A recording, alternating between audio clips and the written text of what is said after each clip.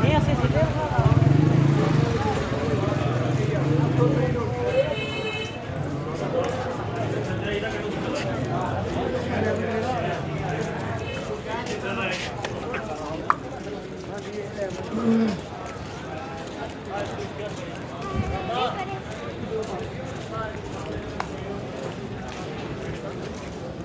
आज तो 14 महीने बाद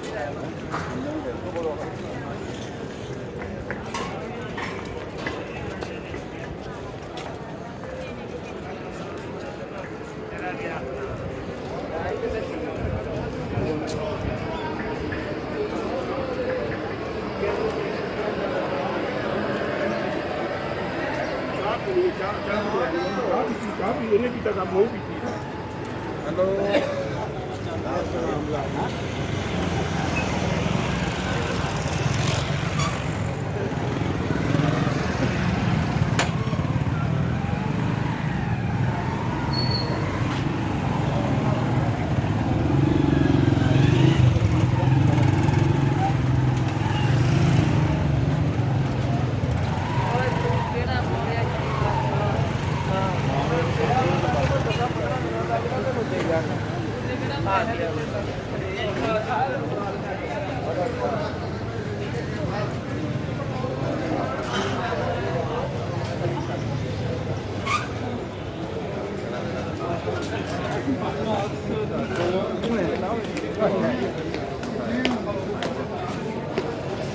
जल्दी दफ्तर आ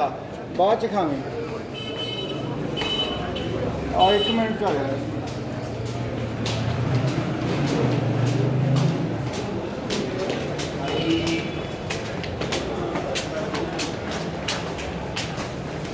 इजाज़ खान के चैम्बर में जाते हुए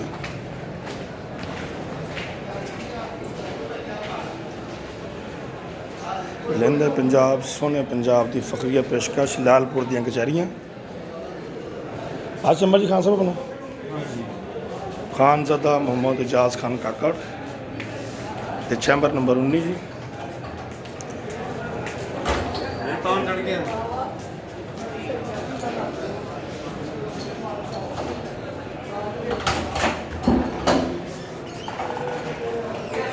तुसी खान साहब किताबां रखियां कोई नहीं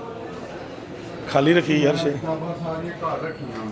घर बह के तैयारी करते हो ਨਾਲ ਦੇ ਕੁਝ ਹੈਗੀਆਂ ਨਾਲ ਦੇ ਹੈਗੀਆਂ ਲਾਇਬ੍ਰੇਰੀ ਚ ਹੈਗੀਆਂ ਉੱਥੇ ਵੀ ਹੁੰਦੀਆਂ ਨਵੀਆਂ ਬਾਹਰ ਚ अच्छा अच्छा अच्छा